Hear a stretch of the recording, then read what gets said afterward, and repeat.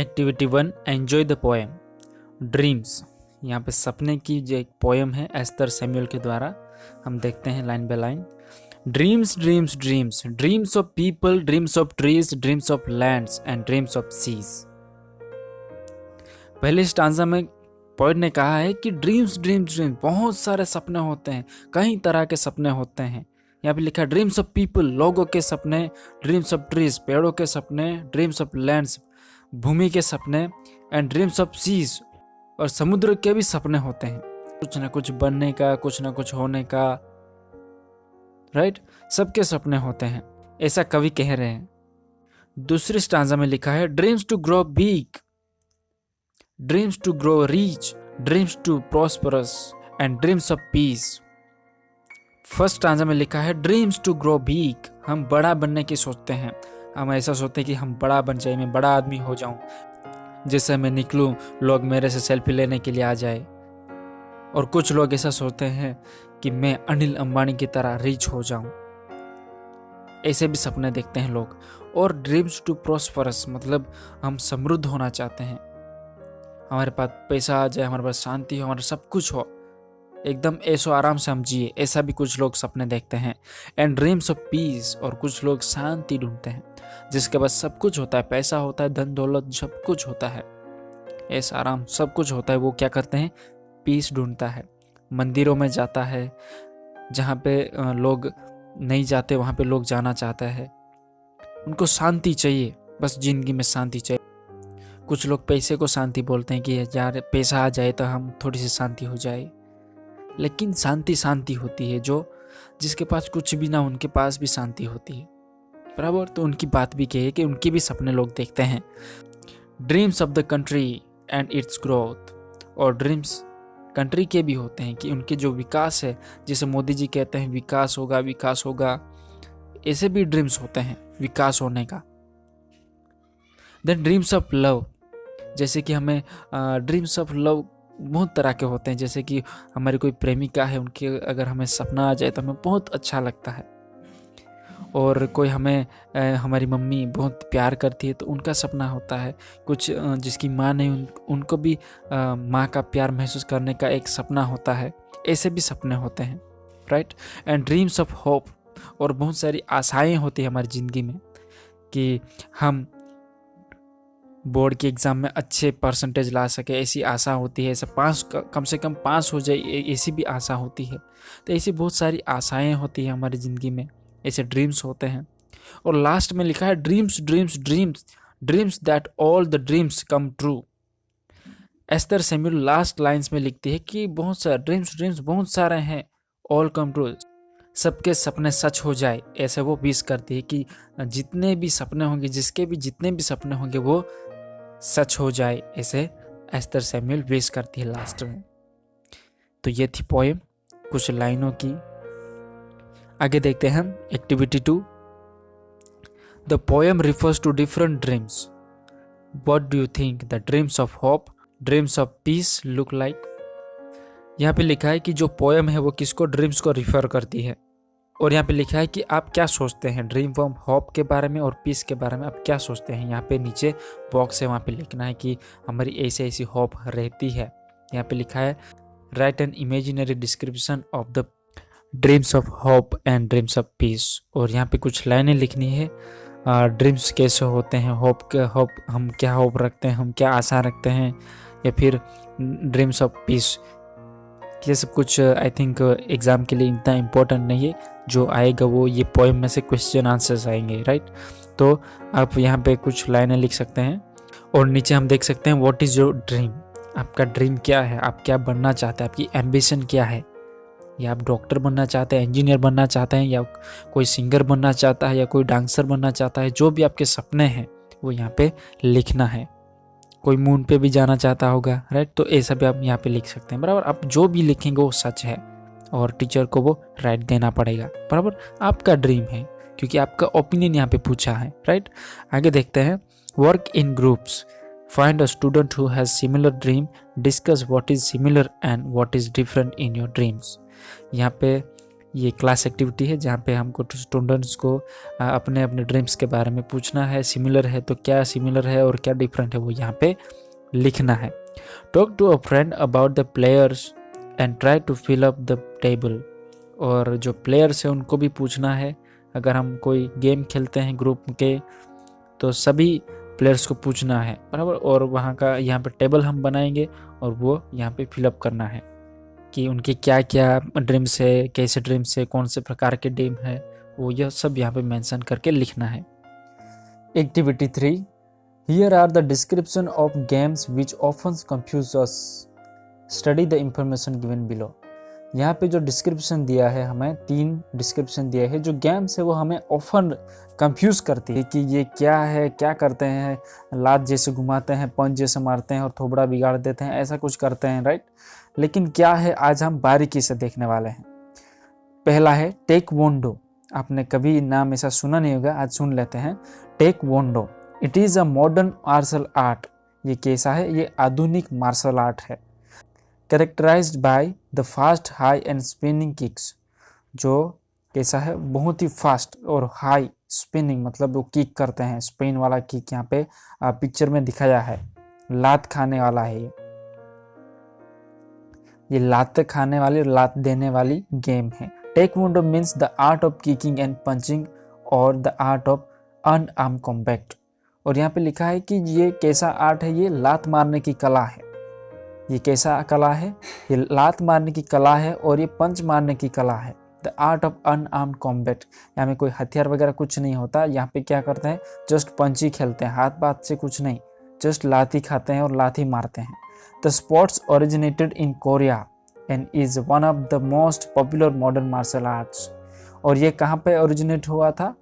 ये शुरुआत कोरिया से हुई थी। मतलब कोरिया के लोग आपने देखे होंगे, गोरे गोरे होते हैं, हु हा हु करते हैं, वो आपने देखे होंगे। तो ये मोस्ट पॉपुलर है और ये उसमें से एक है। दूसरा है कराटे। कराटे आपने सुना होगा, ये वर्ड फेमिलियर है, right. It is a hard form of martial art of Japanese origin.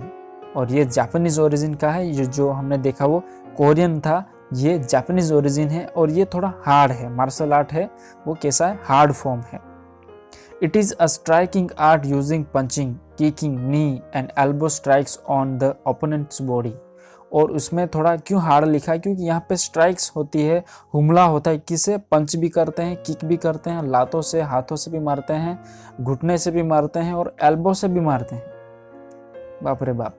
तो ऐसे इसमें पूरी बॉडी को यूज करते हैं, चाहे जैसे जैसे मारे, जैसे जो भी करे वैसा वो चलता है। अ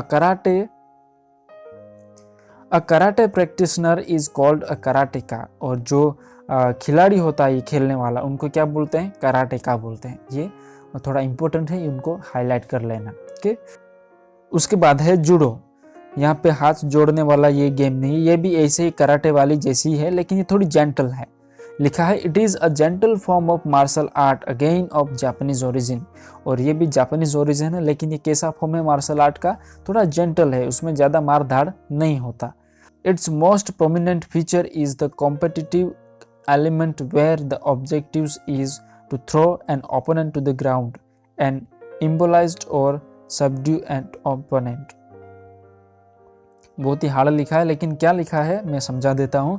उसमें लिखा है कि ये ऐसा एक एलिमेंट कॉम्पिटिटिव है जिसमें ऐसी हरीफाई होती है कि जो सामने वाला होता है उनको नीचे गिराना होता है ग्राउंड पे।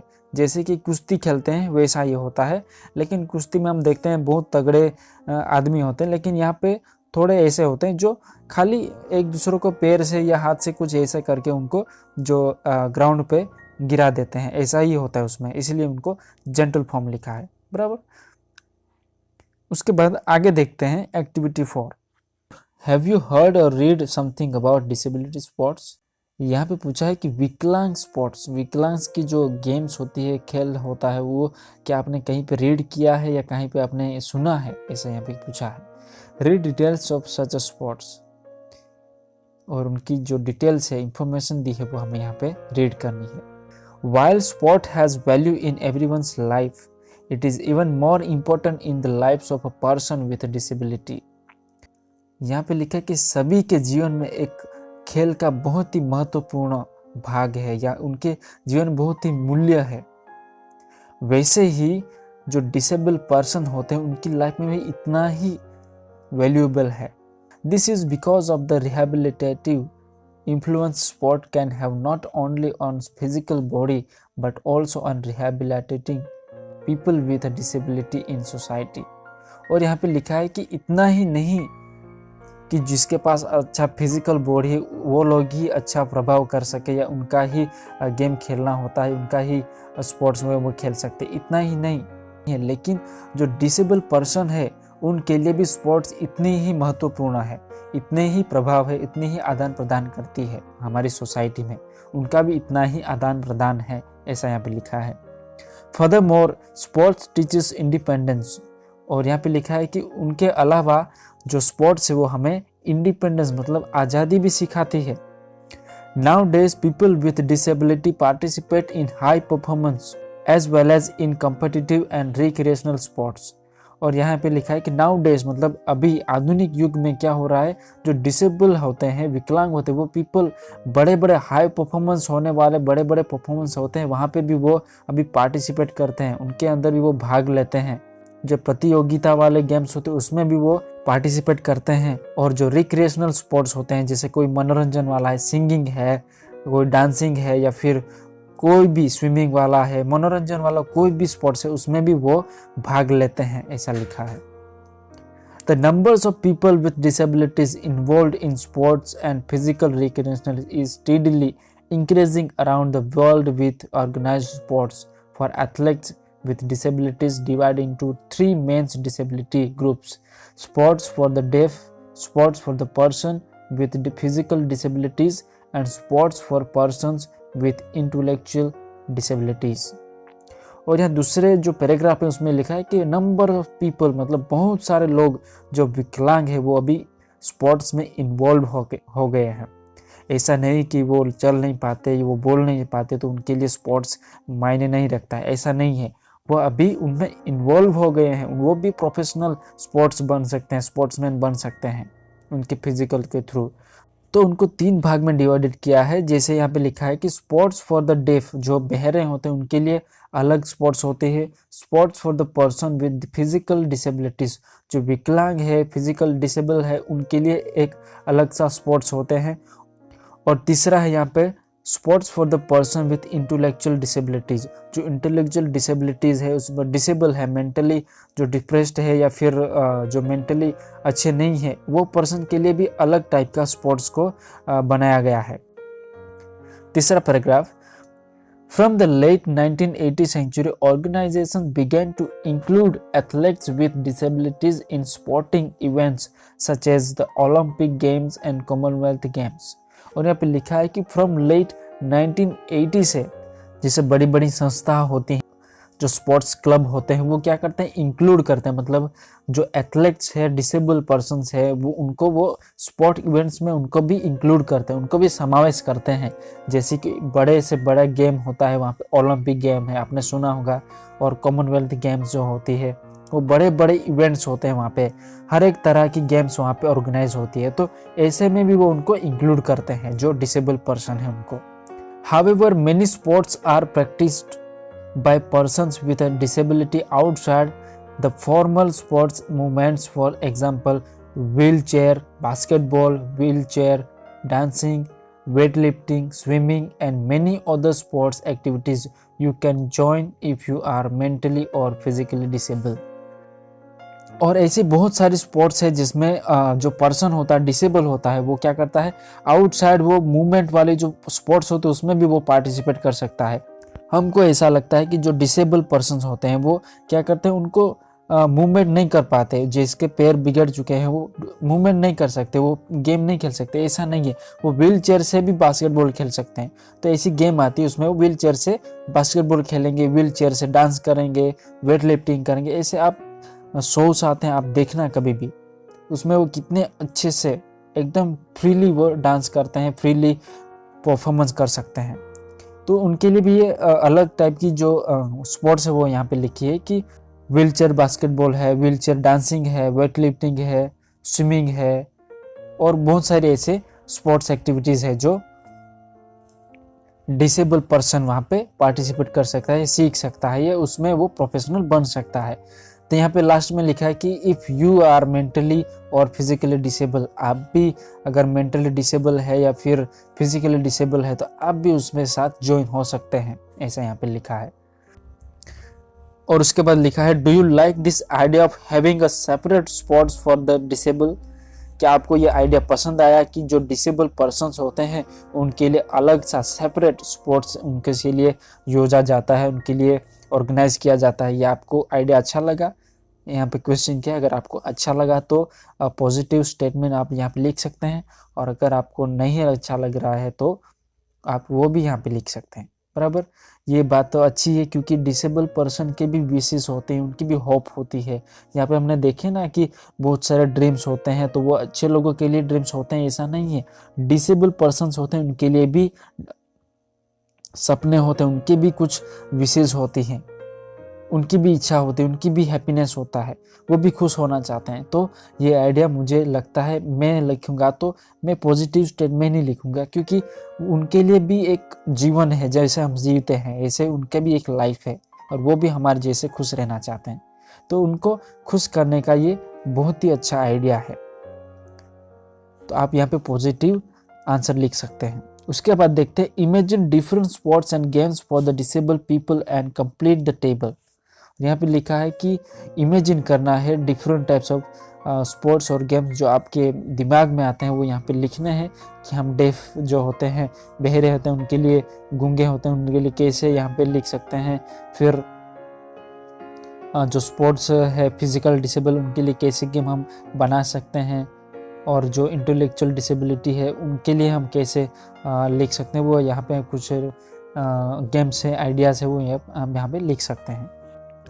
उसके बाद है, how will you bring happiness in the life of person who is disable, not two things you can do, compare your ideas with those of your friends. और यहाँ पे लिखा है कि आप जो डिसेबल पर्सन है, जो मेंटली या फिजिकली या कैसे भी वो डिसेबल है, तो उनके लाइफ में आप हैप्पीनेस, उनके लाइफ में खुशी कैसे ला सकते हैं, वो आप यहाँ पे लिखना है। ऐसे दो चीज़ें यहाँ पे लिखने हैं जो आपको उनको खुश कर सकें। बराबर, उनको खुश करना यानी बहुत ही बड़ी सेवा होती है, राइट।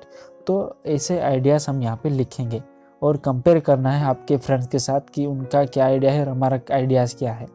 बराबर, कभी ऐसा होता है तो अगर आपके नज़दीक में ऐसा कोई है तो कभी उनके साथ मिलो, उनसे बातें करो, आपको भी मज़ा आएगा।